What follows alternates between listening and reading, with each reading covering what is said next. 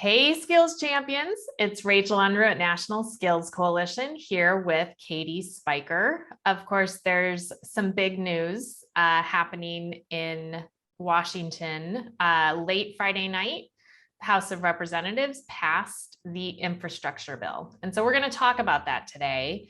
But just to revisit, we've got two pieces of legislation, a hard infrastructure bill and a human infrastructure bill. And so it was the hard infrastructure bill that passed Friday night with the investments in roads and bridges, broadband, all kinds of things that we need to rebuild the nation's infrastructure. And there were some training resources in that Katie's going to be talking about.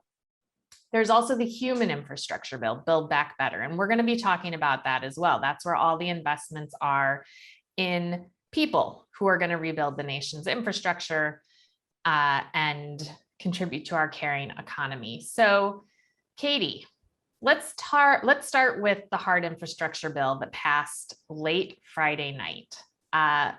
What happened? What's in there? So the overall bill is a $1 trillion bill that, as you said, would create the funding and support for states and local areas to start building projects and roads and bridges.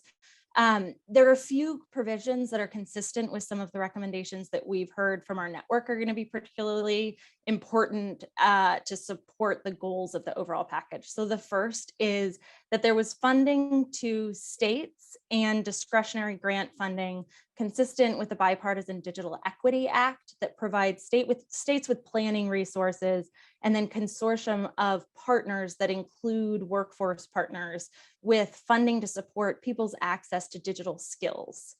The second big bucket of provisions that would impact skills and workforce are a series of occupation-specific and industry-specific training programs that will be administered by the Department of Transportation and Energy. Something to be that we will be focused on in implementation of those provisions is ensuring that those agencies are partnering with the Departments of Labor and Education to connect some of the workforce expertise with the demand side that we're seeing come out of the infrastructure bill. And then the third piece that was included was the allowance for local areas to have local hire provisions, which is consistent with one of the priorities that we heard from our infrastructure industry recovery panel when we convened experts in that industry. As long as those provisions are supporting people's access to skills and training so that we're creating more opportunity for the good jobs that'll be funded under the package. Great. And just to confirm for folks, that passage of this bill in the House was the final passage that was needed to send it to the president's desk. So Katie, when do you anticipate we'll see the president signing that into law? I think that we'll see him sign it as soon as this week. They want to capture the win for members as they're home right now on recess to be able to champion for both Republicans and Democrats that voted for the package that they were able to bring home this bipartisan victory. Great. All right. So, and of course, thanks to all of the folks in our network who have advocated so hard for those investments that ended up in the infrastructure package. Let's turn to the human infrastructure bill, Buildback Better. We, of course, came to folks a couple weeks ago in the last episode of Skills on the Hill to talk through the historic level of workforce investment that made it into the House draft legislation for Build Back Better, nearly $30 billion of investment. And of course, as we said, that while it was a historic level of investment, not everything that the president proposed originally or that our network has been fighting for made it in. But at the time on the last episode, you flagged for everybody that this really was a draft bill and that additions in workforce investments might find their way back into the bill before it was ready for a vote. So the House Democrats released an updated version of that draft legislation last week with some new investments. So Katie, why don't we start with a recap of what workforce investments were in the original Build Back Better and then what we saw added last week. In the original, there were a few big buckets of funding. So there was a $5 billion grant program to support sector-based training in industry and sector partnerships. There was about $4.5 billion through the Workforce Innovation and Opportunity Act grants to states to support dislocated workers, adults, and youth. There was about $2 billion for the healthcare professional opportunity grants that are administered out of Health and Human Service and bring together workers with for opportunity in skills training and support services in healthcare industry.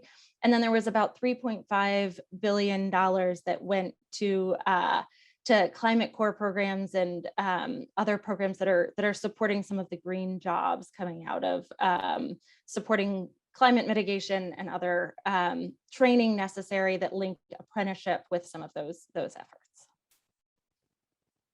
Great. And so when that original draft came out, I think folks may have seen National Skills Coalition's response that these were really important investments in training. One of the things we didn't see in that original draft was the community college proposal that the president had put forward.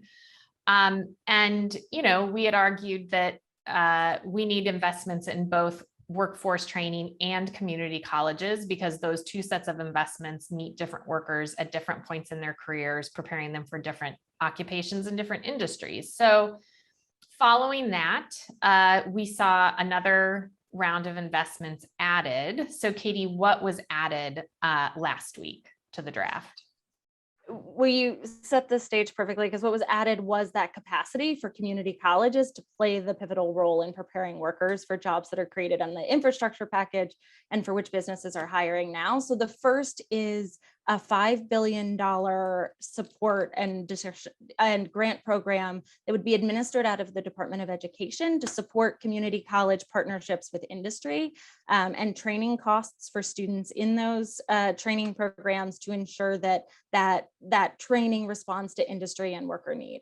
The second big bucket of investments is a reauthorization of trade adjustment assistance programs, both a plus up for the appropriated and funding levels for TAA for workers, as well as a new $2 billion grant program for trade adjustment assistance and community college training programs, or TACT, that would supplement some of the other funding and provide community colleges with that capacity to train and work with and be really innovative as they're responding to both business and worker need. There also, in that latest version, was a little bit of a plus up to the healthcare professional opportunity grant program. Great. So already a historic level of investment, some important additions, including some additions that target community colleges. So we're now talking about close to $40 billion. Originally, it was almost 30 billion. Now we're talking about 40 billion. Obviously, very much needed for an inclusive economic recovery.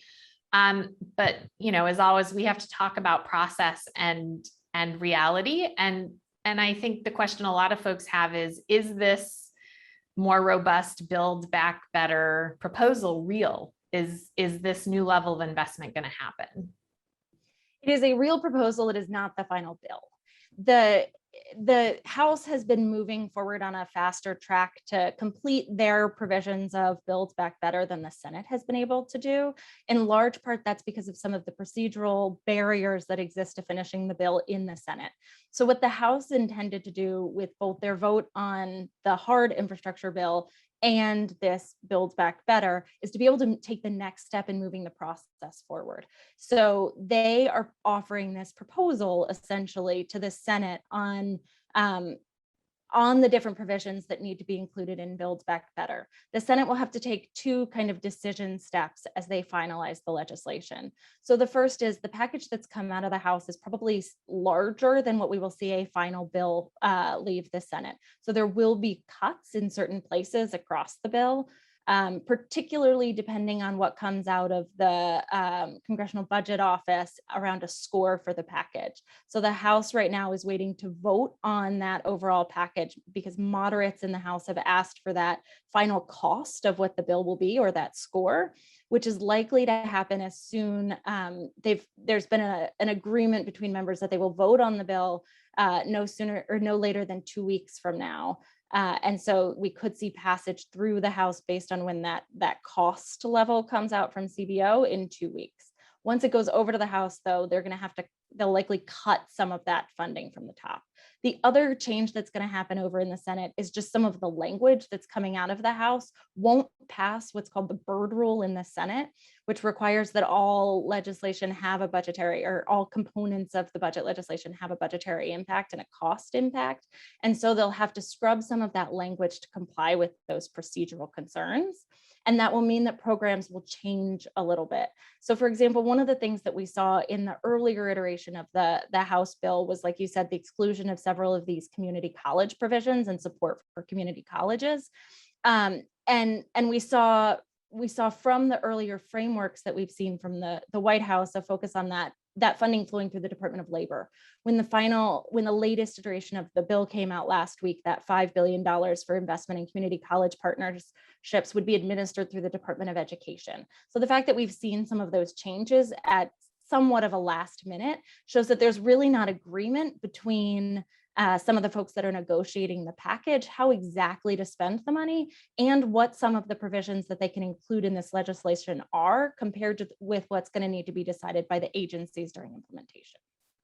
So that there's both a little bit of uncertainty around the timeline based on when we get that final cost estimate and votes out of the House into the Senate. And then there's a little bit of uncertainty around what is the actual content that could be included in a final bill, as far as how prescriptive Congress can be about how and where this money gets spent. But overall, the fact that we've seen increases in funding between these two bills definitely shows that members are committed to workforce, and leaves open the opportunity that we need to be thanking members who are champions for this over the next few weeks, and making sure that senators and folks in the House understand that this is a key priority for our network and for businesses and workers. Great. It's good to know, given that uncertainty, what folks in our network can be doing. And they've been great. And as always, we want to thank everybody for all the action you've been taking over the last year to make sure that we get the kind of investments we need for this recovery to truly be inclusive, particularly of the folks who've been most impacted by the pandemic. Well, Katie, it sounds like a lot has happened since we were here a week and a half ago, and probably a lot more is going to happen in the next couple of weeks. So we'll be back with that information. But in the meantime, thanks for everything. Thanks, Rachel.